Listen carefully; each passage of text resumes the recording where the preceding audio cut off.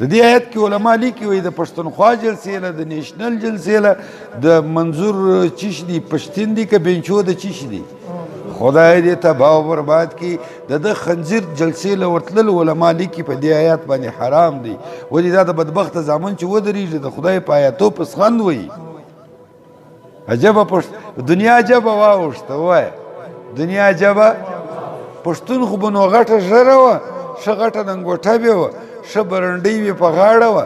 نه دي سر به خلاصېوله کډه به هم ورسره وه په پوه شې که نه او ښه غیرتمند به و ښځه به راووته بالا به بس مرض نه وي مړه کېدی به دا عجبه پښتانه دي ژرې هم خریلي وایه بریتونې هم خریلي او خولۍ هم نه وي پر سر او لنګوټۍ هم نه وي او پایڅې هم په پښو کې پرتې او ښځې هم جلسې له راویستلي او د پښتو نارې هم وایي لعنت واس ګرده واس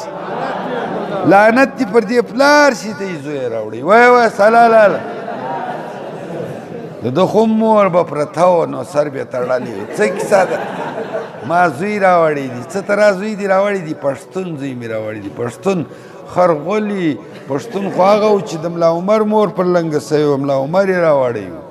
هغې که سر تړلی نو د وادیس تا پر چیش سر تړلی تا چیش راوړی غلط گئے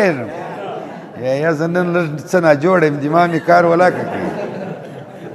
د ملا عمر مور که سر وتړي رحمه الله خوند ورسره کوي خو د هغې زوی یې راوړی دي چې ګرده کفر یې په لغته ووایي تا پر چیش سر تړلی پورته فلا تقعدوا معهم فلا تقعدوا معهم څه معنی مکشنی د دې بدبختانو سره له دې مستهزین سره حتی یخوضو فی حدیث غیري تر هغه وخته مه ورسره کښېنئ چې دوی غوطه ولګوي فی حدیث په مجلس کې غیري د دې مجلس نه ما سوا بل مجلس شروع کړي حتی یخوضو د مضارع څویم قسم تا ته وایم ولکه ورسره کښېنستم بیا وستا د دنو بیا د چندو فرق نس هر د حکم ته ګوره ول زه ورسره کښېنم بیا ول انکم کتی ورسره کښېنستاس اذن په دغه وخت کې یعنی انقعدتم معهم مثلهم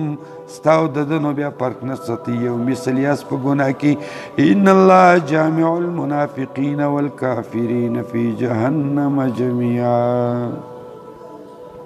كما اجتمعوا في الدنيا على الكفر والاستهزاء په دې دنیا کې پر کفر او پر استهزاء جمع سوي دي په هغه دنیا کې